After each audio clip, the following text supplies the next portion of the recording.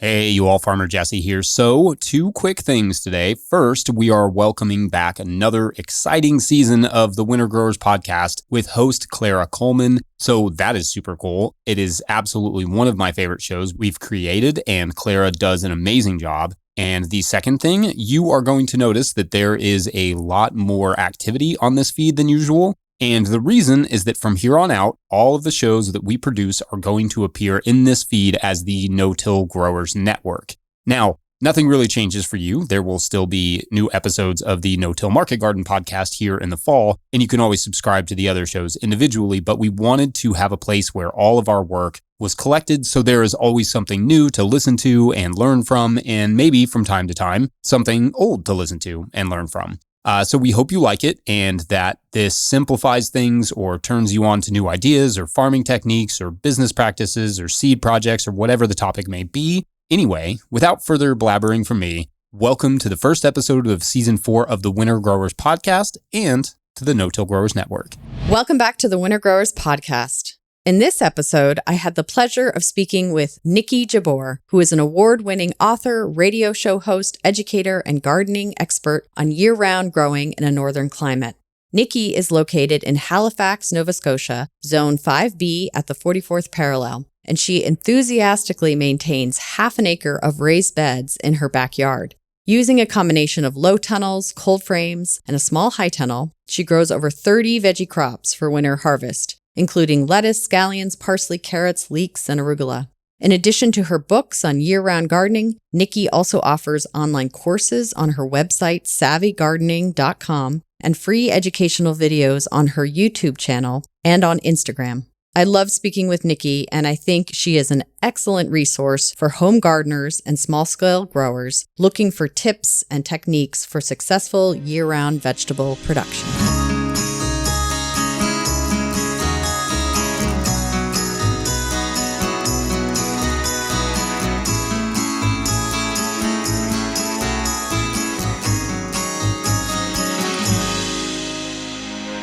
Today's episode of the Winter Growers Podcast is brought to you by RIMOL Greenhouses. Whether it's tomatoes to market, flowers in the spring, or your family's harvest, growing in a greenhouse protected from the weather provides the right environment that you need for a harvest that you can count on.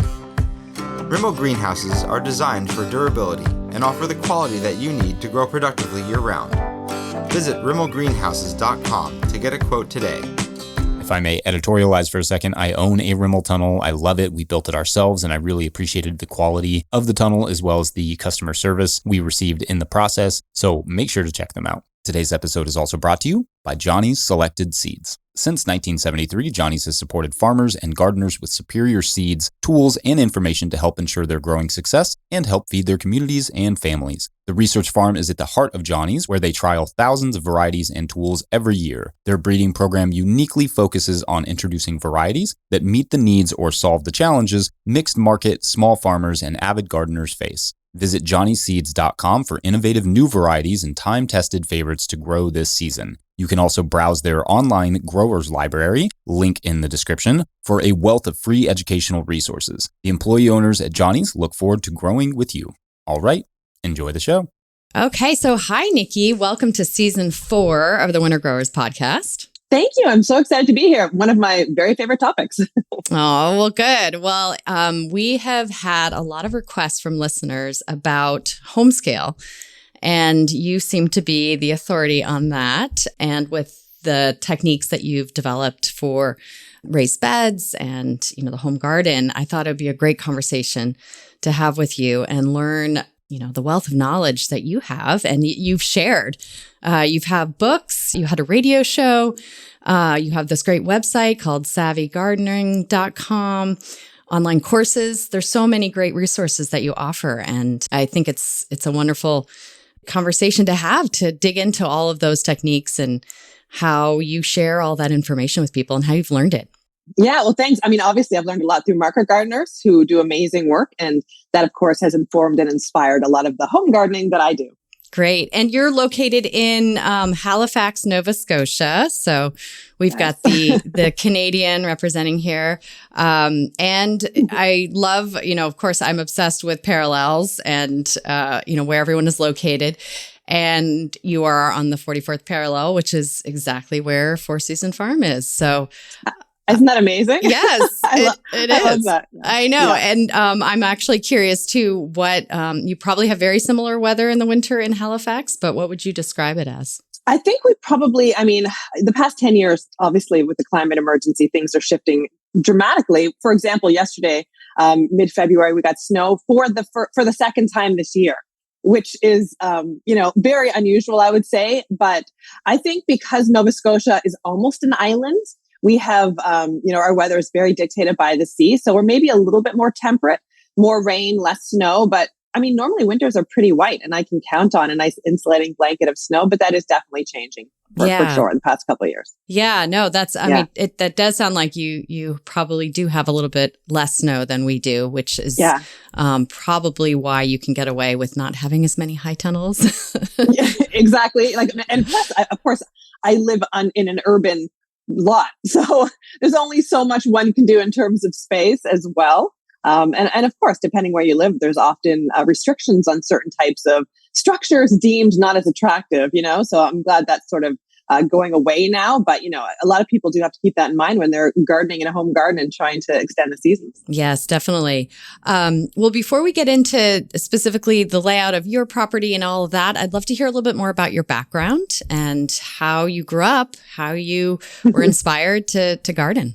Yeah, I grew up in the city in Halifax, like literally in the middle of the city. So, but even so, we had a little cottage near the ocean in Chester, Nova Scotia, about 45 minutes away from the city. And my parents, even though they were busy and had a lot of kids, they always made time to put in a little garden. So we always had a little vegetable garden. It was pretty weedy. It was pretty, not necessarily super productive. But when we harvested from that garden, it was the best tasting food. The yellow snap beans, the tomatoes, the cucumbers, the little bits of lettuce, the potatoes. It just tasted so good.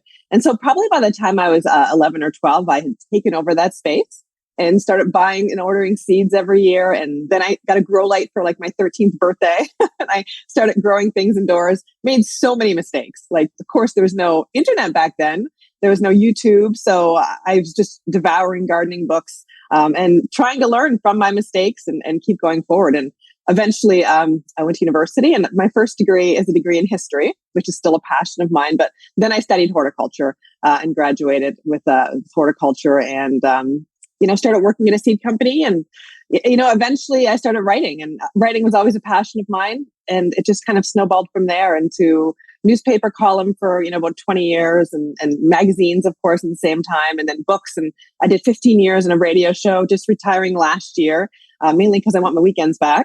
And so I keep very busy with Savvy Gardening, my website, and of course, online courses. And I still do a lot of talks. So I juggle a lot of balls, but I have a lot of fun doing it. And every time I talk to a gardener, I learn something new. So getting out there and talking to gardeners is one of my favorite things. That's so great. So your parents, did they just encourage you to do this when you sort of started to take it over? I think they were happy. I think they're great. Go for it. You can do all the weeding. And oh my gosh, the weeds were incredible. It's actually a miracle. I actually ended up liking gardening, having to pull all those weeds and thin those carrots. But yeah, they were thrilled to get that off their plate. That's so great. And then did you play around back then with any winter stuff, or did that come later? Because it was a summer vegetable garden and we were only there July and August and then maybe some weekends in September, I didn't really have a chance to play around too much with season extension. I started to play though with different varieties, which is sort of the subject of my third book. I love to try different crops, international crops, things that aren't traditionally grown in Nova Scotia. And I remember probably the first funky vegetable I ever planted was lemon cucumbers. I got from a Canadian small little seed company, and the round cucumbers amazed everybody. Looking back, we were so naive, but it was such fun, to try something totally different and unfamiliar. And so that really, I think, sparked my interest in different types of food. So I wasn't season extending at that point, but, at that point, I still thought vegetable gardening was sort of a May to September sort of endeavor. And you really couldn't go beyond those borders. Yeah. And then when did you learn that you could do it, throughout the year, or what inspired you to try that? Yeah, well, eventually I had my own house and my own garden. And I started immediately. The first thing we did after we bought the house was put in a small garden. I mean, it was about 10 by 20 feet. It was low raised beds. And I started growing everything. I would be planting lettuces out as early as I could. So normally growing up, I'd be planting lettuce in late May, but I started doing it like early April. And then I had been given a row cover and I covered with that. I realized that arugula, for example, one of our favorite vegetables, even after several hard frosts, it was still going strong in the garden. And it really kind of got the gears in my brain turning. It's like, well, if arugula can keep going, what else can keep going? And so in autumn, I would try lots of different types of crops. I read every book I could on vegetable gardening and season extension, and just experimented. Some things were incredible successes and some things were colossal failures. But, then I learned about variety selection and trying different varieties and how some are more cold tolerant than others. And I was much more, I think, focused and careful when I was ordering seeds, thinking, okay, well, this lettuce will be great for May, June, July, August. I'll pick some for heat tolerant lettuces. But then what am I going to pick that's going to be more cold tolerant? So I started to explore different varieties for everything from cabbage and broccoli and lettuce to carrots to see just what would taste best in the different seasons. So, I mean, honestly, I kind of think of my backyard as a miniature experimental farm because yes, I'm always growing food for the family, stuff we love, but I've also always got a handful of experiments going on, testing varieties and things like this. Like my poor kids grew up, before they would pick anything, can I pick this? Can I eat this? Is this okay? Just not knowing for sure whether it was an experiment or just part of the regular food we can eat. That's so great. So then, yeah, let's talk about your property. And you have about a half an acre with 30 raised beds. Is that correct? Yeah. So we have just under a whole acre, but under production. Okay. I've got about a half acre under production. At this point, I have 30 raised beds. Most are 4 feet by 8 feet. Some are 4 feet by 10 feet. The main garden, has a symmetrical design to it. And then I have I wanted to extend a couple of years ago and add more beds, especially for things like garlic and potatoes and squash and pumpkins that, I didn't always want to grow in the main garden area because they either are in the garden a long time or take up a lot of room or wander, crazy throughout the garden. So I have 6 more beds outside the garden. Plus there's the Polytunnel, which has 2 main long raised beds inside of it along each side. And then in the middle, I use fabric raised beds for spring, summer, fall to grow different types of crops in there. And then I even just sometimes pile up half rotted straw that might have been mulched the previous season, old potting mix from containers. All of those sorts of organic materials get piled up at the end of my garden. And then I often plant gourds and pumpkins and squash in there as well because it becomes quite a rich mix. So I have free-formed beds. I have raised beds. I've gardened in in-ground gardens. And then, of course, I have the Polytunnel. There's various cold frames. There's always stuff under production, no matter what time of year it is. That's great. And these raised beds, are they made from a normal rot-resistant timber, or wood? What are they made from? All my beds, actually, even the base of my Polytunnel is made from local untreated cedar. Hemlock, not cedar. Local untreated hemlock, eastern hemlock. It's very rot-resistant. So you really don't need to have it treated. It's also very heavy. So the boards I get are usually about 1.5 inches, thick, sold as 2-inch thick planks, but they're not quite that thick. And, depending on the bed, they could be 10 inches high or 8 inches high. My main beds are 16 inches high with 2 boards, to create the beds. I really wanted to raise them up since the bottom soil was very weedy and infertile. So I have high raised beds, but then I have areas where the beds are just 8 inches high. But even lifting those boards off the truck when they get delivered, they're so heavy. But they also, again, they last about 20 years, for the most part. Cold frames where I do bury them under the ground. I find I get about 12 years out of a cold frame made from untreated hemlock. And it's also an inexpensive wood, which has been great. It was cheaper, 10, 15, 20 years ago, but even now it's so much cheaper than something like cedar would be. That's great. And do you, are these sort of your own design? What do you fasten them with? Is this something that any person could just construct on their own at home? Yeah, I think part of my mantra of my work with writing and making videos and online courses is basically doing whatever I do, I want somebody else to be able to do. I'm not, super handy, but I can build a raised bed. It's not that hard. I can build a cold frame. It's not that hard. And so I want people to realize they can too. So for the most part, they're just screwed together, my raised beds, very simply. It's a very simple design. And I do, of course, share photos on social media and things like that. And the newer 6 raised beds I put in a couple of years ago My husband did surprise me by getting a local metal worker to make some really beautiful like wrought iron end brackets. Yes, they do offer some support, but they're also just really ornamental. So they add a little bit of style to the garden as well. So, I mean, you can buy stainless steel brackets like that to fasten raised beds together. There's lots of kits out there nowadays as well as raised beds made from things like plastics and such. I do try to minimize my plastic use in the garden if I can. And if I do choose to bring a plastic product in, I want it to be something that's, going to be really resilient and last for a long time, such as if I'm building a mini hoop tunnel, I'm going to opt for, greenhouse plastic that's UV stabilized, it's going to last for years versus something like a plastic drop cloth sheet that will last for like 2 months before it starts to break down. So I do think about that, when I'm using plastics in the garden. Yeah. And then what do you fill the raised beds with? Do you have a combination of different materials, or actually first describe, do you have wheat cloth that you lay down first? Are they over virgin soil? What's your system? So where my raised beds are, my main garden now, it was a garden beforehand that I had. It was just free-form beds at the time. So there was 2 large garden areas, just kind of taking advantage of the space. One I think was 30 by 50 and one was 25 by 40. This is going back years, and they were free-formed beds. So when we created the new raised bed garden about 8 or 9 years ago, 2015, I think it was.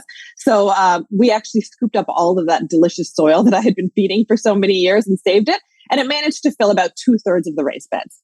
The rest, I had to buy some organic, local garden soil, which I amended. I kind of, at the very bottom of the beds, I did put sheets of newspaper or sheets of cardboard, because there were some tenacious perennial weeds under there. So I did that, of course. We filled the beds. I did end up layering it. There was garden soil. There was some fine branches at the bottom, some seaweed, some shredded leaves, compost, manure, all that. But, for the most part, it's probably about 2/3 garden soil in there. It's hard to find good sources of garden soil to buy. So I always try to, manufacture it myself or amend it myself, of course. The soil I bought for my new raised beds a couple of years ago, it was supposed to be organic garden soil. It ended up being mixed with mulch, of course, to make it go further and save the company money. And because of that, nothing grew the first year. All that nitrogen was sucked up trying to break down those chunks of wood. And, I tested the soil and I talked to our leading soil expert here in the province. And unfortunately, there wasn't much I could do. So I planted cover crops for the first year and a half to build up the soil. And it's only last year that I was able to really get a good crop out of those new beds. So I do advise people, if they're buying soil, to go look at it first in the soil yard, to ask what's in it. Just to, you don't have a lot of control, of course, but just to try to do that if you can. And if you have time, you can, of course, make your own soil by layering materials and letting them break down. Yeah, no, that is definitely a real challenge. And I know a lot of home gardeners, struggle with sourcing good soil or taking the time to make good soil. Do you ever recommend that people start off, if they want to get something going really quickly, just using potting soil, even though that can be expensive? Do you recommend them starting with that just to get something going? No. No. Okay. I don't, mainly because it's peat-based and I'm trying to minimize my peat use. Peat bogs are so essential to our ecosystem. So we really need to stop harvesting peat for garden use, as they're doing now in the UK. And that's eventually going to come here. I know Canada has lots of peat bogs and, it's said to be harvested in a sustainable manner, but peat takes so long to really form and grow into a bog, and it should probably be left in the ground. So I don't really recommend that. And as well, peat is not a great, potting mix is not a great growing medium, in terms of, once it's, moist, it does of course retain some water, but, it's a bit hydrophobic as well. So it's really not a great material, and it doesn't have very many nutrients, and organic matter, so I don't generally recommend that. I know there's some people that recommend a special homemade mix, which is based on potting soil for raised beds. For intensive planting, but I have found that does not work very well. Yeah, no, that's good to clarify, because I think a lot of people think that dirt soil is all the same, and there's no difference. So, okay, great. So you always recommend looking for an actual garden soil source, asking questions, and making sure that it is it's hard. Good product. It is hard. Yeah. It's very hard. Yeah. And particularly with the pandemic, I find too, so many people gardening, which is fantastic, but I found it was then harder to source materials, including even manures. for my garden. I always had a farmer that would, deliver me a beautiful truckload of aged manure for Mother's Day every year. And it was perfect. But unfortunately, they then needed to direct it more to their own farming and such, which of course makes sense. So it's only for 2 years, I had a lot of trouble finding manure for my garden. It's only this past fall that I was able to get a big load. And I have a giant pile now. I bought twice as much as I needed, and it's piled up beside my garden so I can keep amending the soil. Yeah, no, that's important. And another sort of, I would say, common misconception that people don't always realize just how much you have to keep putting back into the soil. You really do. And of course, there's cover crops that you can do it in a way that's less expensive. And such, but that takes time. And a lot of people, including myself, are love instant results pretty much. So, and another point I would like to make about soil is that I do test my soil every 2 years. More often if I find a bed is underperforming or something, and I'm like, what's going on here? Because our soils on the East Coast tend to be acidic. So I also have to lime my soil every year. So usually October, November, I lime my soil. That does take time, of course, to alter the pH of your soil. So it's good to do that to make sure your soil, your pH is in a decent range for plant growth, which is generally between 6 and 7.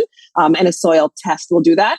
I recommend getting one done from your local extension office or your provincial extension office, just because it's far more accurate than those little kits you can buy. Yeah, that's great. Great advice. And then what...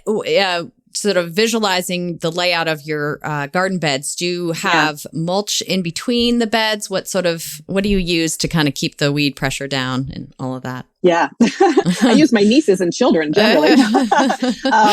So between my beds, yes. So once we built the beds, it was bare soil because it had been an old garden. But I knew that, again, weeds would come back, the tenacious perennial weeds. So there's cardboard between all my beds covered in 2 to 3 inches of bark mulch. And I refresh that every 3 years or so. So I don't have to do it too much. And, then any weeds that do pop up, they're never allowed to go to seed. That's sort of my main rule. If you see a weed, pull it out. Don't let it go to seed, because then you're just giving yourself years of future problems. So yeah, I do actually employ the kids, as well as my nieces and nephews. I pay very well, and because most of them are in university now and they need the money. So, but ever since they were little, if they ever want to help with weeds or slug picking, I'm always happy to pay them in cookies and money. That's good. And yes, and great way to educate them about where their food comes from and all of that too. Yeah. So, yeah. There's so many lessons from the garden. I mean, even like they can identify different species of bees now, native bees. They know why I'm growing milkweed around the garden. There's a lot of side lessons and tangents that they have learned from just being up there amongst the weeds. Sometimes they'll just stop and watch hummingbirds for half an hour. I mean, it's a magical place for sure. Yeah, no, definitely. And then what do you do for irrigation, or do you find that you need to irrigate or set up some sort of system? I never used to have to irrigate quite so much because Mother Nature used to give us a nice deep rain once a week. Those days are gone. It's probably been 4 or 5 years since I could rely on that, maybe even a little longer. I have to check my notes. But so I hand water the main garden with a long handled watering wand. The things that get watered the most, of course, would be newly planted seeds or seedlings, as well as things like, say, peas or beans that are producing their flowers and their pods. They have obviously a higher water need than when they're younger plants. So those are things I would spot water more often. But generally once a week, I'll go around the garden. Of course, every day or two if I have very newly planted things, but for the most part. And then I also use mulch. I use lots of straw or shredded leaves as mulch around tomatoes and peppers and squash and cucumbers and most of my vegetables, just to hold that soil moisture in and reduce the need to water. And also when you have a high organic matter in your soil too, it does tend to hold more moisture. So those are some of the ways I try to, reduce my watering, but still make sure my plants have adequate moisture. Because if your plants are water stressed, greens, for example, are going to bolt, go to flower instead of produce lots of luscious leafy greens. And many other things will get bitter, or they just won't produce to their full potential. So paying attention to moisture is important. In my polytunnel, I also generally water by hand. I do have some soaker hoses, though, that I like to snake around the tomato plants, which makes it very easy. And I probably should get a little more serious about watering in terms of setting up some systems. But I like being out there hand watering. It takes maybe 40 minutes to do the whole garden once a week. And when I'm doing that, I'm monitoring. I'm looking for insect problems. I'm looking for disease problems. I'm just looking to see if the deer or groundhogs got in and nibbled on something. It kind of keeps me connected to the garden. I realize that people with bigger properties or, obviously market gardeners need more of a solution than hand watering. But for me, it works. And it gives me that chance to connect with the garden. Yeah, no, that's a great point. Watering, yes, can feel tedious and time consuming, but yes, it does offer that great way to observe what you have going on and make adjustments, accordingly. So, but if, there was someone who didn't have that 40 minutes or that time, what would you recommend on your scale for a system? Would you do more Soco hoses? Would you do wobbler heads, some sort of overhead system? What would you lean towards? I would lean towards soaker hoses. The only problem with overhead systems and sprinklers and things like that is that you're wetting the foliage. And say, for example, you're working and you get home and supper time, and I'm going to turn on the sprinklers for, half an hour. Then those leaves are going to sit wet most of the night, likely, depending on your weather. And that, of course, can easily spread so many different types of pathogens. So I don't recommend, if you're going to use a sprinkler, do so early in the morning if you can. That's the best advice I have in terms of watering, really. And when I do water with my long-handled watering wand, I always direct the water at the base of the plants. So I'm watering the soil, not the plants. Of course, leaves get wet here and there, but that's why I do try to water in the morning. So that's something that I always try to practice, and I recommend it. But soaker hoses work, quite well. And I know there's lots of raised bed systems you can buy too, for, running different lines for irrigating your raised beds. It's just that where I have 30, it didn't make a lot of sense for me to invest that much time and money, into irrigating my beds that way. And where I'm constantly cycling plants through, I'd always be running new lines, around the new formations of the plants and stuff. It just seemed like more trouble than it's worth. Yeah. So now what about the big pests, deer, rabbits, all of those things? Do you have any sort of fencing? What do you do? Because a lot of people, commercial growers know that a deer fence is pretty essential and generally will invest in that if they can. But on a home scale, that is, it's either difficult to do or not super practical. So I'm curious what you do. Yeah, I've gardened in deer country since day one. So when I was a kid, we had no fence. And I would just get frustrated, and there's not much you could do about it. When tomatoes were topped and beans were nibbled and peas and such. But in my own garden, I have tried many types of barriers over the years, from, rocks around the garden they didn't want to walk on, to deer netting all around the perimeter of the garden, the 7 foot by 100 foot lengths. But there were times you'd watch them go to the base of that, look up, and then jump right over the 7 feet. So, I did probably about a decade ago switch to an electric fence with 4 strings. And that has been about, I'd say 98% effective keeping deer out of the garden. Sometimes the little ones will try to sneak in. But the day after I put my deer fence in, I had gone up to the garden and I noticed a lot of things were nibbled. And I was like, okay, what has happened? And I turned around because of the corner of my eye, I could see something. There were 2 groundhogs, just like, I think you might call them, I can't remember the American name for groundhogs, but we call them groundhogs too. Okay. Yeah. Woodchucks, I guess woodchucks. Yeah. They were just sitting there like this, eating my beans, like.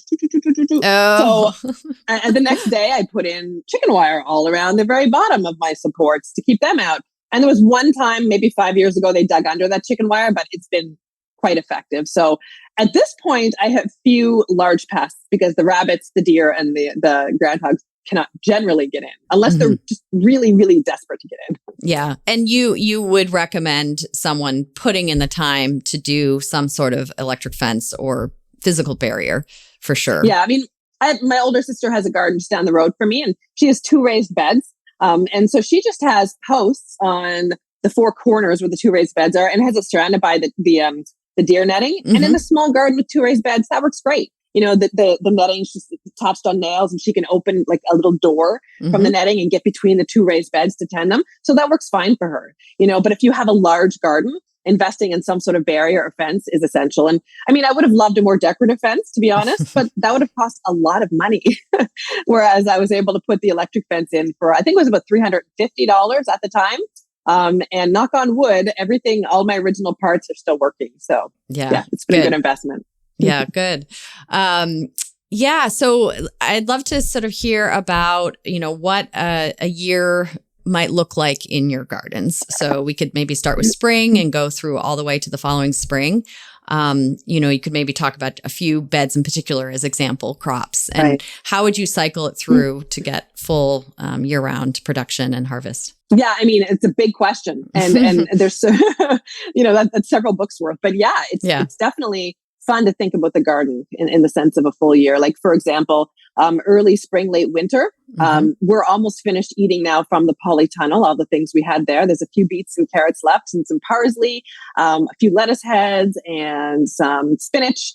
So once they're done, which will be very soon, usually by mid to late February, I'll amend the soil with some of the manure. And I do keep some in my garage just for this purpose, a little bit in some Rubbermaid bins so I can amend in the greenhouse early and it's not a frozen block. And then I will plant again. Our day length is over 10 hours. We've got enough light for so many different types of crops. And, right now, if I look, it is -8 outside Celsius, but the greenhouse is 21 degrees Celsius. So I could be up there in a bathing suit right now. It is beautiful.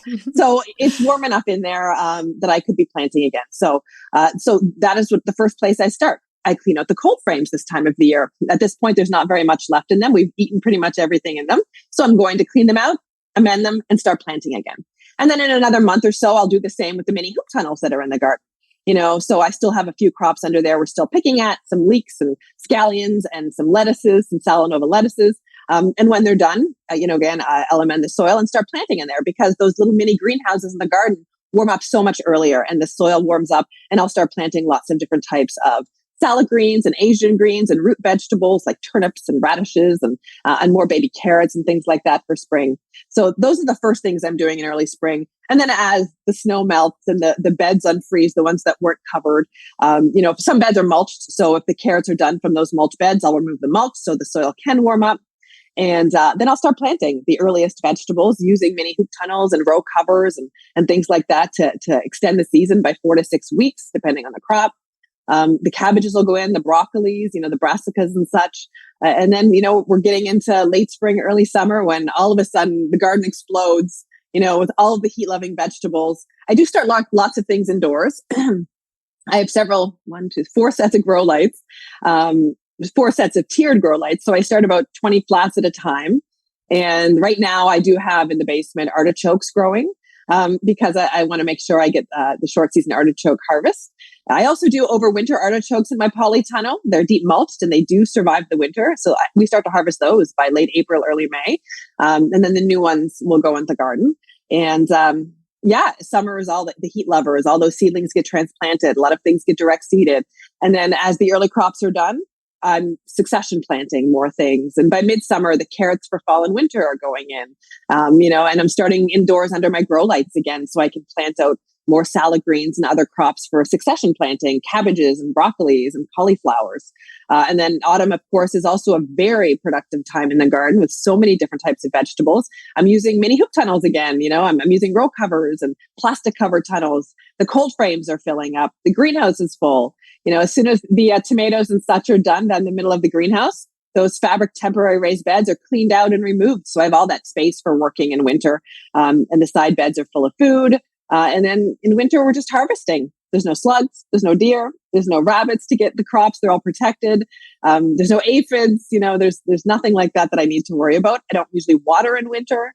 I have noticed with the warming winters, that's changed a little bit. I did water about 3 weeks ago on a very mild day that we had. I pulled out the hoses and hooked them up in deep water. Then I drained them again and put them all away. So normally I haven't had to water in winter, but that's starting up a little bit more with the change in climate. And then we're back again into late winter and early spring, starting to plant again. So, I try to keep it manageable because even though the garden is my full-time job, it's only a small part of what I do. And it seems the more writing and everything else I do, the less time I have for the garden. So I have to make it a priority and I have to be well organized. I kind of have to make sure I know what to do at what time, so I do have journals and such and reminders in my computer like, hey, start some more lettuce seeds indoors because I just find having reminders just makes it so much easier for me. Today's episode of the Winter Growers Podcast is brought to you by BCS America. BCS two-wheel tractors are designed and built in Italy, where small-scale farming has been a way of life for generations. Discover the beauty of BCS on your farm with PTO-driven implements for soil working, shredding cover crops, spreading compost, mowing under fences, clearing snow, and much more, all powered by a single gear-driven machine that's tailored to the size and scale of your operation. We have been using a BCS tractor on our farm since 2014, and it has saved the day and leveled the workload more times than I can count, and I find new ways to employ it every single season. To learn more, view sale pricing, or locate your nearest dealer, Visit bcsamerica.com. That's bcsamerica.com. To learn more, view sale pricing, or locate your nearest dealer, visit bcsamerica.com. That's bcsamerica.com. Today's episode is also brought to you by Farmer's Friend. In a world where the threat of food insecurity is quickly becoming the new norm, Farmer's Friend exists to equip, educate, and inspire growers to change the world through regenerative agriculture. Small farms are the future, and the future is now. If you need quality tools and supplies for your vegetable or flower operation, check out their growing selection of innovative and affordable tunnels, tools, tarps, and much more. Here at My Home Farm, we rely heavily on Farmer's Friend for our production. We have 3 of their Caterpillar tunnels. We use the silage tarps for occultation. Their row covers have gotten us through hard winters. And of course, the Quick Cut Greens Harvester has sped up our baby greens harvest tremendously. Visit farmersfriend.com/no-till today. That's farmersfriend.com/no-till, or visit the link in the show notes and get free shipping on your entire order. All right, back to the show. And so then how do you typically organize all your beds to deal with both, crop rotation, and then also having space available for things that you might need to sow or transplant still fairly early in the, season, in the fall season, but not, but still, you still might have tomatoes or other crops in the ground and you don't want to necessarily pull them out. Do you intentionally have empty space, bed space ready for that? How do you organize that? Yeah, I do generally have empty bed space ready for that. So something like bush beans that came out of the garden in mid-August, they're going to be, or early August, they're going to be replaced with something for fall or winter, like cabbages or broccoli. So yeah, I do have a crop rotation plan, which, I stick to very seriously because crop rotation is so important for disease prevention and insect, prevention, of course, as well as, even nutrient depletion from the soil. So I do stick to my crop rotation plan, and I organize it by families, which I find is easiest. So, the tomatoes, the potatoes, the peppers, the eggplants, they're all related. So, I don't plant them in the same spot from year to year. I think crop rotation is one of the harder, sort of skills for people to learn when they're new to gardening. And so for someone new, I would just say, just keep moving things around. Mm-hmm. And as you, learn more about it, you'll divide them up by family. And then you'll even follow certain families with other families, something that's really greedy, like cabbages or broccoli, will get followed by something that builds soil, like the legumes, the peas and the beans.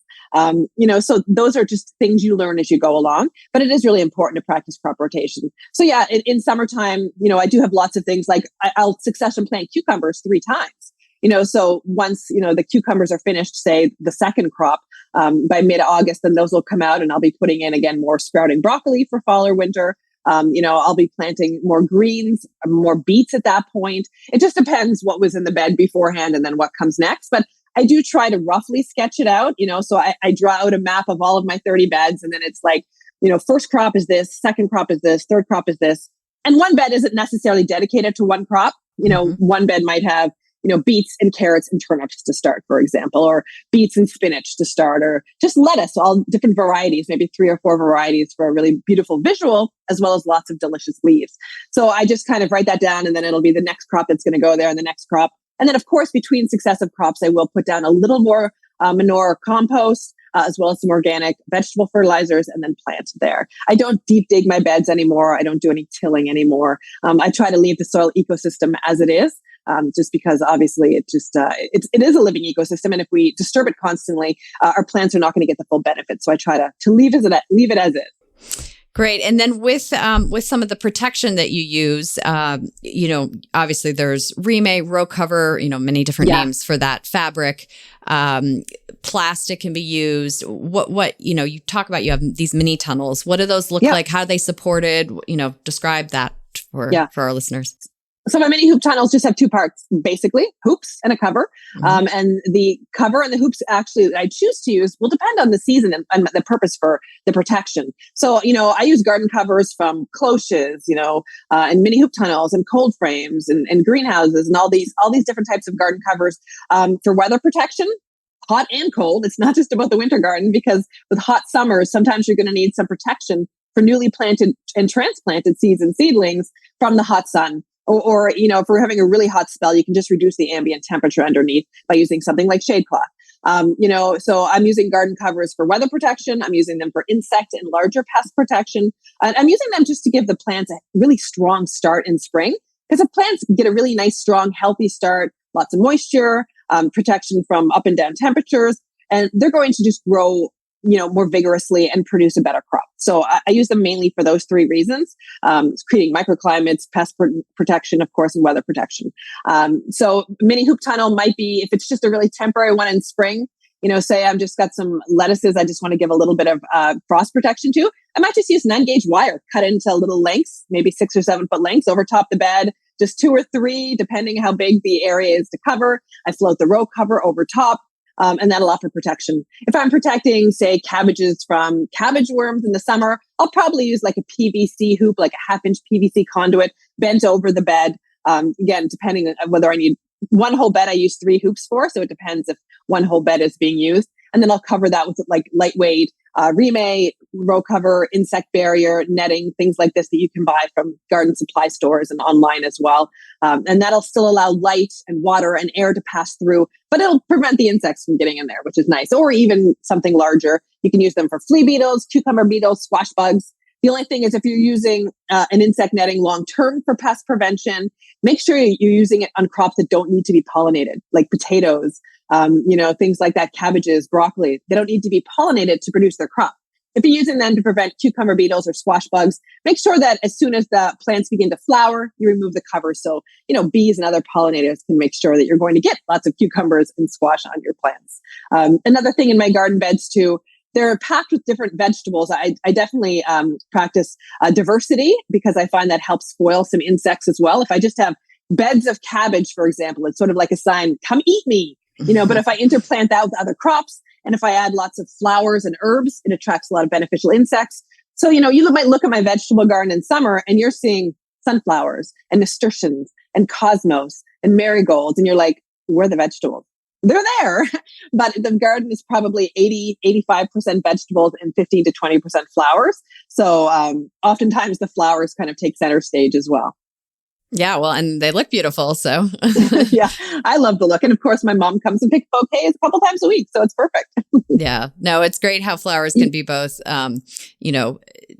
insect deterrents, and they also offer incredible beauty for the dining room table. So exactly, which is a benefit really of a home garden. You know what I mean? Like I can plant. I'm not trying to produce a crop to feed, farmers markets and maximize my crop potential. I can grow what I want in terms of mixing it up and trying new crops and experimenting. And even though it's not as big a space as a market gardener would have, I think home gardeners get to play a little more sometimes. Yeah, no, definitely. And so where do you source most of the materials that you might be using? Or do you have, what are your favorite, sources for these materials? I mean, honestly, for things like, I also have a metal bender. So I do make metal hoops, which are incredibly sturdy for winter protection. So if I'm making mini hoop tunnels for winter, they're going to be made out of 1/2-inch metal conduit because it's just so strong and resilient and durable. So a lot of these things, for example, the metal conduit, the PVC conduit, the 9-gauge wire is sourced from my local home, like building supply store. And most of the types of structures I make are very inexpensive to do, although I have noticed metal conduit has definitely shot up the past couple of years. Covers I can buy from my local garden supply store, but I'll also order them online because I tend to use a lot of covers. I've ordered a lot of them in terms of by the roll instead of by like a folded package of a 10 by 20 row cover. It makes more economic sense to buy it. It's much cheaper per the square foot when you buy a roll. So if I'm, using greenhouse poly for mini hoop tunnels and such, I'm going to buy a roll. Sometimes the local greenhouse supply store has a damaged roll. I can get it at a good deal. And then I'll cut it up into the lengths that I want and store the rest of the roll in my garden shed. And a roll can last me 10 years or more because greenhouse poly is quite thick and it's quite durable and it doesn't break down so quickly and it's UV stabilized. 6-year or 4-year greenhouse poly, which is 6 mil thick, tends to last me about 8 years in the garden. And then I recycle it. So I tend to buy it by the roll. It's easier, it's cheaper, and I just store the extra. If people were part of a garden club or community garden, it's a nice thing for the club to invest in, and then everybody can have a chunk of it. And again, it's so much cheaper than everybody buying their own lengths of greenhouse covers or row covers or things like that. And shade cloth is another cover I use a lot of. And I just buy it at my, greenhouse supply store. It's something that is so durable and it's so useful. In the summer garden, I often use shade cloth floated on my hoops to help me establish, midsummer planted crops when the soil is hot and dry. it helps reduce the water evaporation from the soil, so it stays more moist for good germination rates and helps those seedlings settle in. So I think shade cloth is a cover that not a lot of people have learned to use in a home garden. But with, again, the changing environment and climate, we're going to be using it a lot more as we try to create some shade and cool down certain crops in the middle of summer. Yeah. No, when I was farming in Colorado, it was pretty essential to use shade cloth over high tunnels, even in, certain garden areas. So yes. Maine, less so, but as you said, as climate is changing, unfortunately, we might have to change our practices too. So now the polytunnel, the high tunnel you have it, my notes here is 14 feet by 24. So what would you say is the primary use, the best advantage of that structure? And what does that space look like year round? What would you have? It's February now that we're speaking. What is in there right now? Right now, there is spinach, lettuce, turnips, some carrots and beets left, and beets for beet greens, as well as the delicious roots. I've got some golden ones and rainbow ones and heirloom ones. There's some parsley in there. There's my overwintering artichokes. There's a very miniature lavender hedge just because I love it. And when it blooms pretty much from late April until October, and the bumblebees in there, there'll be hundreds at a time. And so that's probably what's left there now. And then last fall, I did plant about 100 tulip bulbs. So they'll start to pop up soon. I usually do plant some cut flowers like that, some bulbs, so I can cut bouquets for my mom and mother-in-law. And they usually start to bloom about 6 weeks earlier than they would outside. So then by the time I want that space for transplanting tomatoes in early May, at that point, the bulbs are done, and I'm just going to use that space for heat-loving crops. So the polytunnel, it's a game changer in a garden. I know we've had a gardening boom, with the pandemic the past 3 years, but we've also had a greenhouse boom. So many people are putting in home greenhouses. I chose a polytunnel, and I chose this specific, model because I know the person who designed it. He's been working in greenhouses in France and Nova Scotia and all across Atlantic Canada for like 30, 40 years. And he designed a structure that would be perfect for a small market gardener or a home gardener who really want a protected space for winter harvesting, for starting seeds, for growing cut flowers. It's stood up to about 8 hurricanes so far, more nor'easters than I can name. Winds up to about 140 kilometers an hour. I don't know what that is in imperial, but it's a lot. Yeah. And it's laughed it all off. There's times I'll wake up after a hurricane and go, there's no way that cover is still on the greenhouse. And yet it is. So, it's been a great structure for me. It's made of very, great oval steel tubing. So it's got a great snow load. It's very strong. So that's why I went with this model. And, when we first built it and put it up and I stood inside it, I thought, how am I ever going to fill this space? Mm-hmm. And it took a week. That's it. And then I thought, why didn't I go bigger? Why didn't I get another one, end to end? Of course, my neighbor wouldn't have liked half his backyard to be my greenhouse. But yeah, so it's a great space. And, and so I get like a much earlier start, like 10 weeks earlier for many types of crops in spring. And then of course in summer, living in an East Coast maritime climate, you can't always, at least you didn't used to be able to rely on a lot of summer heat. So it's a great covered space, a microclimate for all the heat lovers, the hot peppers, the tomatoes, the melons, things like that, the artichokes. So, it's completely filled vertically with all the trusses and my supports all summer long. And then it cycles again at the end of summer into root vegetables and salad greens to keep us going. And of course, cold season herbs all winter long. So it really has more than doubled my winter production by having that space. And it's comfortable. It's great to go out there and work. It's more comfortable than working and reaching into mini hoop tunnels. I still love my cold frames, however, but the covered space of a greenhouse is definitely an amazing asset to a garden. Yeah, no, I mean, very much so. And a lot of times the initial investment can deter a lot of home gardeners or the space. But I agree. It is a complete game changer and gives you so much more ease, I think, in doing a lot of the winter growing, especially. Yeah. So. And there's a lot of structures available out there. Some of them are very flimsy. Some of them are made from polycarbonate and it's only 4 millimeters thick. It does not stand up. They'll blow out in a strong wind. Aluminum sometimes supports just not strong enough. So I would say make sure you're investing in a structure that's appropriate for your climate and what you're going to get in terms of snow load. It might cost a little more. It might not. I mean, my polytunnel was very reasonable. It was cheaper than one of those 8x10 polycarbonate, greenhouses you can buy from the hardware store or whatever. But it's just so much stronger. And the advantage of having a long tunnel, like a high tunnel, is I can roll up the sides. You know, it's such an easy way to ventilate, reduce humidity, get airflow through, reduce disease problems. So, you know, when you have a greenhouse structure, you have to make sure you've got good venting. You might need fans to get that air to flow. And I don't run electricity up to my greenhouse. I don't have a heater in there. I'm relying on solar energy for everything. So roll-up sides definitely make it so easy to ventilate that structure. Yeah, no, definitely. I just realized we didn't cover any of the cold frames. You know, it's kind of, it's not as common that you hear people using cold frames. So what are yours made out of? And just describe like what you think the advantages of them are. Yeah, I mean, when I first started using cold frames, it wasn't something you could buy. You know, you had to build your own if you wanted them. And that was about 25 years ago. So that has certainly changed because now a lot of our local garden centers carry cold frame kits or polycarbonate cold frames you can just kind of pop over here and there, like portable frames, which is fantastic. So mine are mostly made from the untreated local hemlock, very rot resistant 2-inch thick lumber. You know, the latest one I bought, I built to match a window frame. I built this past summer. So the window frame could be the top. But I also love building them 3 feet by 6 feet is my ideal size. And then I like to use a sheet of polycarbonate, like double twin wall, 8 mil thick polycarbonate. I'll use for the top, just build a little frame around that polycarbonate. And that's a perfect cold frame. 3 by 6 feet gives you lots of growing space. It's not so heavy that the top is, because I've seen a lot of 4 by 8 foot cold frames and the tops are very heavy. And if they blow down, they slam. So I like 3 foot by 6 foot is my ideal cold frame size. And again, for the tops, I've used so many different options. I tend not to use glass because I've seen glass shatter. I've also seen deer stand on top of my polycarbonate cold frame tops or neighbors' dogs. So the new one I built from the window frame, it was an empty window frame I got for $5 from like a recycling building supply store. And I just used greenhouse poly, stapling it to the top and bottom of the window frame. So I have a double-sided, you know, polyethylene window frame covered top for my cold frame. And it lets in about probably 85% of the sunlight through. It's nice and insulating. It was super cheap to build.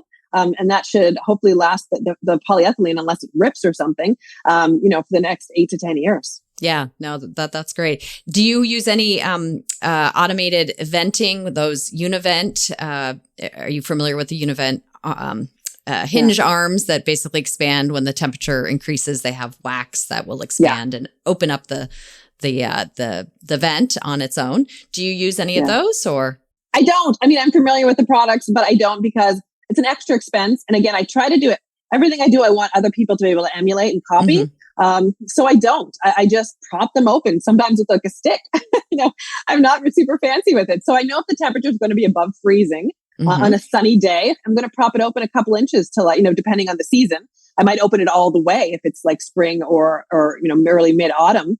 Or if we're going to get a rain, I might open it all the way so we can have that soil be nicely irrigated. But I always err on the side of venting because if you're growing your crops colder, venting more often, they're going to grow stronger and just be more vigorous and durable to temperature fluctuations. If you always have the tops closed, they're going to put on a lot of soft growth, which is also more attractive to insects like aphids, as well as cold damage. When the temperature does go down, they're not going to be as resilient in terms of their hardiness. So I try to err on the side of venting, and I vent a lot in my cold frames. Yeah. But I also have, I do have 2 cold frames that I bought that were cold frame kits because I like to test out different models against my own and such.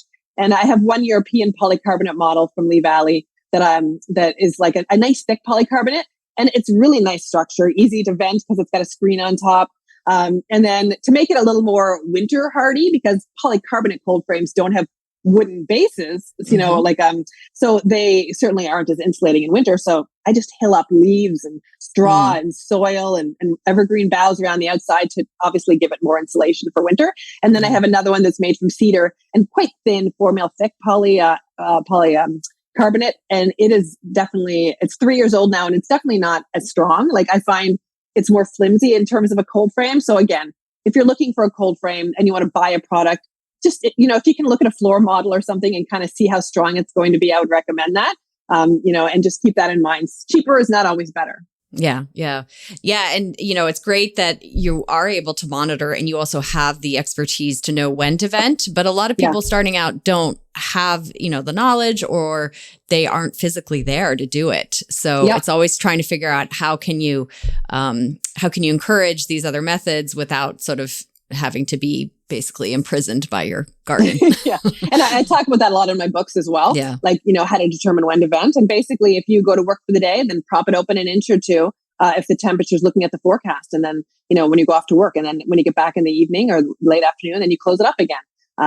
Yeah. So there's definitely challenges for people that aren't home as much. And you can certainly buy automatic movers and such like that to open them too. Yeah. Yeah. And always, our rule of thumb has always been always err on the side of too cool than too hot. So 100%. Yeah. I mean, I have experimented with that and it is so true. Yeah. Yeah. Yeah, there's nothing worse than coming back to, a high tunnel or cold frame and having like this sort of disgusting soup of like green mess that is just sort of cooked and well, just to let people know that everybody makes mistakes. Like, so I think it was 3 springs ago, I had all of my tomato seedlings hardening off in the greenhouse, and it was probably early May, and and they've been up there overnight because it wasn't that cold. And it wasn't until late morning, and I looked at the temperature in the greenhouse because I have a thermometer right here behind me that tells me the greenhouse temperature, and it was 42 Celsius, which is probably 110 Fahrenheit or something. And I had not opened the sides. I just forgot. I had all these deadlines, and I was working, and then I was like, when I ran up, and I did lose half my seedlings. Yeah, it was pretty devastating. It happens to everybody. It definitely does. Yeah. What, I guess, with some of the winter experimentation you've done, what has been the most surprising crop for you? Because it's always like so much of this, you never quite can anticipate, how hardy something is and what all the different variables that influence its hardiness and its resilience. What has been the most surprising crop, I guess, for you in that process? There's so many. Like the whole concept of it has been a surprise to me, thinking back to when I started gardening and not realizing the incredible potential of what we can do. And the fact that still, if I go to the grocery store, all of the spinach, all of the arugula, all of the lettuce was grown in California. Mm-hmm. It astounds me. Like here, I mean, have we not learned anything in the past 20, 30 years? But I would say things like mosh, a corn salad is amazing because the first few years I grew it, I mean, it certainly promiscuously spreads around my garden. It gets everywhere. It's a very vigorous self-seeder. But you'll have, like right now, we've got a foot of snow outside. When that melts, the mosh will be fine. Like it is not going to be touched at all by that, 1 month of snow on top of it. It doesn't care. Like, tatsoi, Yucchina Savoy, some of the cold tolerances of some of these crops, the winter boar kale. It just really takes me by surprise because oftentimes I'm experimenting with how things go in the garden, and I'll have a certain crop under, a mini hoop tunnel, in a cold frame, in the greenhouse, and in the open garden. And sometimes it does just fine in the open garden all winter long. So, to me, it's always interesting to see how the different types of garden covers affect the durability and such, and resilience of a crop. So yeah, I would say mosh has always surprised me in terms of it's just so hardy. But also some of the lettuces, like how, incredibly cold hardy they are too. So yeah, it's always surprising to me that so many types of crops can be harvested in the winter. A lot of people, think, oh, you're just eating kale in the winter. But, that is such a tiny portion of what we're eating from, Asian greens, of which there's dozens of types, and scallions, and the different winter lettuces, and the hardy broccolis, and the cabbages, then all the root vegetables and the herbs. So there's such diversity in the winter garden. So to me, that is maybe the most surprising aspect. Yeah, no, it's very true. And, I was recently talking with a grower in Georgia, and right before Christmas last year, they had that horrible cold snap that came through, which is not common and obviously becoming more common with climate change. And one of the challenges, that I see with that is the hardening off process that is so essential for a lot of these cold hardy crops to be resilient in the cold temps. You don't get that down there. If suddenly it goes from 70 degrees down, or, Fahrenheit down to, 10 below Fahrenheit, the crop can't deal with that as easily. But they did say, though, one of, their standout crop was spinach. So it's always great to hear, how resilient spinach is, that, if we have Armageddon, we'll always have spinach, or we'll always have mosh, right? It's the cockroach of the botanical world. Exactly. So yeah, it's true. But that's good to know that even though it wasn't a acclimatized to cold temperatures, it still did well for them. Yeah. Yeah. But other things did not, like, some of the cabbages that they thought might have done okay, or cauliflower did not. Right. Because it just froze solid and then kind of turned to mush, after it thawed. So, yeah. And then, so anyway, so it's curious to see all the different, effects of cold and how things can rebound and how sometimes they just simply can't. So, yeah. And I mean, one of the things I think we're seeing with climate change is that it's just more unpredictable ups and downs, so, it's not just that my summers here in Nova Scotia are hotter and drier, but we're just getting like all of a sudden, like, for example, a couple days ago here it was minus 45 Celsius, which is pretty much minus 45 Fahrenheit. And I know it was across much of North America. But now, then like tomorrow, it's supposed to be 14 Celsius, which is about, 65. Yeah. I mean, in less than a week, so we're getting much more of those massive temperature fluctuations. So that is probably going to have to, at some point, play into my planning. And I'm going to have to consider that. And I haven't quite wrapped my head around it yet, but that's something I need to think about. Yeah, no. And one of the things that I've really recommended to growers is, more high tunnel structures, because you can control those variances a little bit easier than having things just be outside. So that's good advice. Yeah. Especially wind, as long as the structure is well built, the wind can rip those row covers off anything that, you're trying to use to protect. So, but it's a lot of challenges. So well, I guess before we jump into the lightning round, I'd love to hear a little bit about where people can find, all of your information, how they can learn more about you. So just give everyone the rundown. So my website is savvygardening.com, and I own that with two other horticulturists, Tara Nolan from Toronto and Jessica Walliser, who is a bug expert and a bug nerd.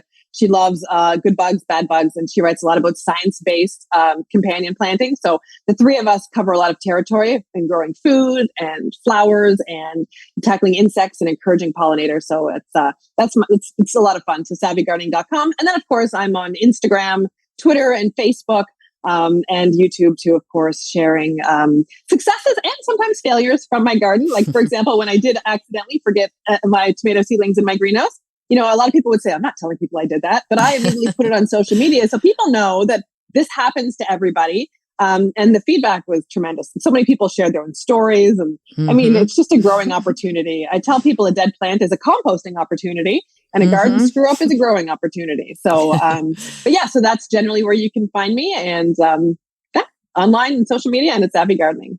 Great. And what are your, I guess, my books. You've got, you have a number of books, but what are the specific ones for winter growing, or what are those ones? Yeah. So I have 4 books. The first one, The Year-Round Vegetable Gardener, has sold like 150,000 copies. And that's all about, say, for example, like all the different types of crops and then how to grow them in cold frames and mini hoop tunnels and in green, like how to grow them year round, how to get them growing in summer, all that sort of stuff. So it covers all 12 months and all 4 seasons. And then my latest is Growing Under Cover, which then also tackles using high tunnels and small greenhouses and geodesic domes. And again, just builds on that. And then I also offer a lot of advice, like how do you then train your tomatoes if you're growing them in a greenhouse? What do you do for your peppers? Do you pinch them? So more specific growing information for using these types of covers. And then not only how they're great for weather and year-round gardening in terms of hot and cold weather, but also pest prevention, big and small, and all that sort of stuff. So, and I cover systems and watering and all that fun stuff as well in Growing Under Cover. Great. Yeah. And then you used to have a radio show, but you've discontinued that. Is that correct? I have. I know my radio station's not happy with me, but after 15 years of every Sunday, live 2 hours, I did. Last year, I wrapped up 15 years and I thought this is a good place to stop. I mean, I loved it. I talked to gardeners from all around the world. I learned so much every single week. It was amazing. But it's time for me to have my weekends back and actually be able to travel and do things and not be tied down quite as much. So I discontinued my radio show, although I do love it. And I do still, I'm now the CBC radio expert here in Nova Scotia or the Maritime Provinces. So for one of our large, it's sort of like the NPR. But in Canada. So I am their gardening expert now. And I do twice monthly, 1 hour call-ins where people just ask me any type of gardening question they want.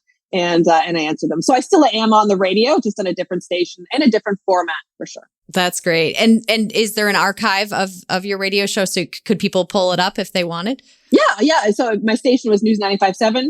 And if they just Google News 95.7 and Nikki Jabbour, they'll find the archive for The Weekend Gardener. I don't think they have all 15 years, which is good because the first couple I was not so smooth and polished. But I think there's a couple of years worth of shows there with some lots of different experts on every matter, like every topic of food gardening and soil building and flower growing. And I've just talked to so many different incredible people over the years. Yeah, that's great. Well, good. Well, I hope listeners can find all of that information easily enough and keep learning. So yeah.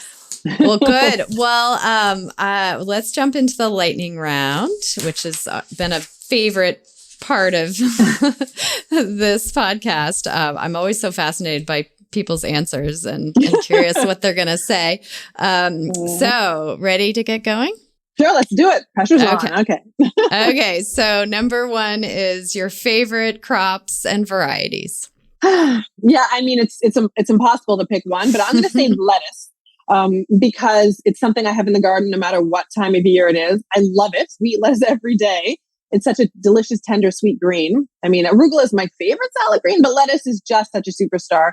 And my salad Nova lettuces would be my favorite, mainly because they're just so cold tolerant. They go all winter long, no problem. They're great. They have heat tolerance as well. They're packed with leaves, really dense. So I've been growing them for about 5 years. And I'm very happy with pretty much all of them, but I love green butterhead, red butterhead. Other lettuces that I love too include things like winter density, North Pole. I love the butterheads. Oh my gosh, the salad from just harvested butterhead lettuce from the garden. It is art. It's so beautiful. So I would say lettuce, and those are some of my favorite varieties. Yeah, that's great.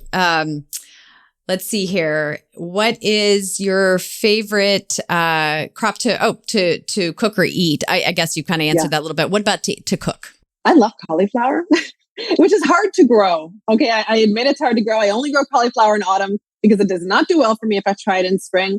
Too much up and down in terms of temperature. So I love growing it in autumn. I love the purples, the oranges. I love the Romanesca, the green, swirly, beautiful heads. I love all cauliflower. I love sprouting cauliflower. I love roasting it in the oven. It's just so delicious. So, I can roast it in the oven, a little bit of olive oil, a little bit of salt on top, and I will eat a giant pan of cauliflower because it is so, so good. Do your kids love it too? Or yeah, they do. They do. I mean, they're adults now, right? So they do love it. But also, Swiss chard is another favorite because my husband is Lebanese, and I love to grow crops for his family and his parents, things that might have been familiar in Lebanon. And I've got a lot of the family seeds and stuff now, which I've shared with local seed companies. I've been learning to make his mother's fatire, and she doesn't use spinach. She uses Swiss chard in it. So I love growing a rainbow of Swiss chard so I can cook fatire, the little pockets of, feta cheese and the Swiss chard and the sumac and the onions. And oh my gosh, they're so good. I'm going to make some today, actually. I just picked a little Swiss chard from the tunnel. Yum, that sounds delicious. What gets you up in the morning? Tea. Basically, the thought that I can have a hot pot of tea is what finally gets me out of bed. Yeah. I'm not a sleeper inner anyway, but I love to come down and make my first pot of tea. What's your favorite tea? Just like an orange pico, like a black tea is all I need. And I like to have it. I have a little teapot and with a nice teacup. And that's how I start my day. I usually start, working, whether it's writing deadlines or responding to emails or what have you, by 7:30. So having a pot of tea beside me makes that more enjoyable. Yeah, definitely. What's your favorite tool? We never really talked about too many tools. So what is your favorite tool? With raised beds, your tool choices sometimes change depending on the height of your bed. So long handled tools aren't always, as easy to use when you have a really high raised bed, for example. I mean, my favorite tools would be a collinear hoe, because it's so great at taking out weeds and chopping them off. But I also love a garden fork. I've always loved a garden fork for harvesting and to sometimes, moving your compost and shredded leaves and all that sort of stuff. And then, just for weeding, a cobra head or a garden knife is so useful as well, short handled, which is nice in a raised bed. So those would be the ones that are pretty essential for me. Great. What is your favorite music that you listen to while gardening? I actually prefer podcasts. When I'm gardening. Yeah. So I'm big on the podcasts and everything from gardening podcasts like yours as well as comedy podcasts and science podcasts. And then probably the podcasts I listen to most are history podcasts, because that was my first degree and I still have a very large interest in history and such. So I listen to a lot of history podcasts too. And I love it. I get to learn something as I'm working in the garden and enjoying the space and such. And so that's my favorite thing to do. Yeah, no, that's good. Yep. What is your favorite way to relax or self-care activity? And how do you take care of your body, heart, and mind as a gardener? Yeah, I read a lot. I like to read a lot of nonfiction. Again, coming back to history a lot of the time. I do read some fiction, but I also like to get out on the water. We are so close to the ocean in Nova Scotia. As in Maine, I know people are often so close to the ocean. So I can drive to a beach in 5 minutes and just to go down there and just relax. We have a little motorboat down about half an hour away from here. So, as much as we can during the months that allow it, we get out in the water. Just off the village where, my parents had their cottage in Chester. There's 365 islands. So our goal is to visit each one, and walk around it and explore it. So that's something we've been doing for the past 25 years. So that honestly, getting on the water is probably my favorite thing to do. Yeah, no, I agree. It's amazing what just like taking that little moment to go out, get on to, even if the island is within half a mile of, the coast, it's this whole new world that you get to explore. And it feels like I love it. Your own little private and space. Most of them are uninhabited. So it's just you on an island and it's incredible. But we also have a million amazing hiking trails here. So we do also do a lot of hiking, which is super fun. But getting to an island, like you said, it's its own little space. Yeah, no, that's great. What is your favorite smell and your least favorite smell in the garden? Yeah. I do like the smell of manure. I know it makes me weird and my kids think it's kind of crazy, but I do love the smell of manure. But I also, composted, right? Of course. Well, okay. Yes. Mostly composted. Yeah, but composted. Okay. And I do love the smell, of course, of fresh basil. Can you pass by a basil plant without ruffling its leaves and sticking your head in the middle of it? I don't think so. And lavender. So there's so many great smells. And when around my large vegetable garden a couple of years ago, it was just a terrible, ugly lawn. So we took it out and I replaced it with a lot of native perennials, native, shrubs, some fruiting plants and shrubs, and some antique roses.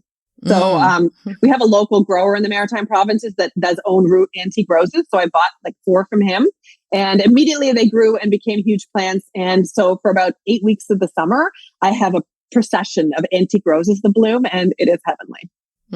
Oh, that's great. And what about your least favorite though? I don't know. Do I have a least favorite smell in the garden? I don't think so. I even love cilantro and I love pickled bone. I guess I'd have to think about it. I love the smell of onions and garlic. I don't know. What's your least favorite smell in the garden? It's a tie between rotting brassicas and rotting onions. Rotting brassicas, you just nailed it. Yep, there you go. I kind of forgot about that. But then in spring, when you go and pull out the winter ones and then you get the mush on the stem and you're like, oh, All right, there you go. Okay. Rotten potatoes are pretty bad too. Yep. Yeah, maybe it's a tie between all three. Yep. 100%. What do you love besides farming? Again, I love being outside. I love being, whether it's hiking or walking or biking, which I'm not an amazing biker, but I like to do it. I'm not going long distances, but there's a lot of trails up in the Annapolis Valley where we have so many market gardeners here in the province. And they go along the Bay of Fundy where the tide rises like 25 feet between high and low tide. It's the highest tides in the world. And to bike along there in the trails and see that ocean, it's just incredible. So, if I'm not, growing food, then I'm probably going to be outside near the water or on the water. Yeah. Or in the water. What would you be doing if you weren't gardening, writing, podcasting, teaching? I'll list all the other things that you do because you obviously have a plethora of things. What would you be doing if you weren't doing all those things? It's hard to know, but I think I would have been a teacher. I love kids. I love teaching. I love sharing that. So I think that is probably what I would have done. Maybe high school teacher. I did think a couple of years ago, go back and get my teaching degree and go to teach high school. But yeah, I never did. I didn't have the time, honestly, but it would have been fun. Yeah. No, that's great. What is your learning edge, or where do you feel like your abilities or understanding as a grower could grow? Yeah, I think as gardeners, we all know there's always learning edges. There's always so much more to learn. I mean, I could study carrots my whole life and still not know very much about carrots, There's always so much more to learn, especially as the climate is changing. We have to learn to adapt to that. So I think that's what I'm working on right now. These temperature fluctuations we talked about earlier, trying to learn to adapt to that more, always seeking out more resilient varieties and such like that as well. So I think I know there's always so much more to learn. So I'm trying to learn to deal with those different temperatures and what I need to do with my structures and my garden to make them more resilient, in terms of that changing climate. Yeah. Yeah, no, definitely. Where and how does wildness enter or influence your gardening practice? Yeah, so I do have a lot of self-seeders, self-sowers as well. But for the most part, the wildness is every other part of my property. My front yard, which is a nice hill and it's always been the sledding hill, which is why it's not under cultivation, is mostly clover. I plant that for the bees and the deer and lots of other critters like the rabbits. And then, the backyard around the whole garden, as I mentioned, I took out the terrible weedy lawn and I replaced it with a lot of native plants. So I have giant stands of swamp milkweed, which is our only native milkweed in Nova Scotia, as well as a parade of blooms from very, very early in the season, the earliest bulbs in March, all the way until the very late asters, the New England asters finish up in usually November. There's always something in bloom. And doing that just 3 years ago has changed my garden so much in terms, like even the vegetable garden, in terms of the diversity of birds and insects and pollinators that I now see. For the first time ever, like for the past 2 years, the monarchs that visit my yard. I mean, I would see a monarch, a couple in the summer here and there, but now I have dozens at a time in my yard and garden. And, I was able to, I feel like the monarch mama, but I raised like several dozen last year on my milkweed plants in the garden. And yeah, so it has made a tremendous difference in the garden, and it's made it even more interesting to me. It's made it healthier, and introduced so many other species, which I'm trying to learn about because some of them are new to me, some of the birds and such as well. And, I'm trying to learn more about them so I can, plant more things that they'll like and entice them for longer periods of time. Yeah, no, that's great. And last question, how will you grow old gardening? Yeah, I mean, I think I will. I already know the next iteration of my garden. We have a little piece of land near the ocean that we hopefully will build on in the next couple of years. And I will build a smaller raised bed garden there. And I will have a polytunnel like the one I have now, probably about the same size. And, I want it to be manageable, which is why I'll stick to raised beds. And, the plants that I choose in terms of the landscape will be a lot of native plants and shrubs and trees. We have so many red oaks, which is our only native oak in the province on our land. I want to encourage those red oaks because they're just so incredibly important to so many species of moths and insects and birds and so many other types of creatures. So I think I'll downsize the food part of it, although it'll be bigger than probably the average garden. But I will also encourage more wildness, I think, as I grow older. Oh, I love that. Well, good. Yeah. Well, thank you so much, Nikki. It's been a pleasure talking with you. You really are a wealth of so much knowledge, and I hope listeners are excited to take in all that you've shared and you probably have to listen to this episode numerous times. Because I talk so fast. Well, no, but you pack in so much information and it's great. Thank you. And thank you for, Four Seasons Farms being such an influence to so many, people over the decades and helping everybody develop skills like this so that they can enjoy a year-round harvest. It's certainly saving me money on groceries and reducing our food bills. And I know it influences so many other people too. So thank you. Yeah. Well, great. Well, thanks again for being here and happy upcoming spring to you up in Nova Scotia. So thank you so much. Thank you.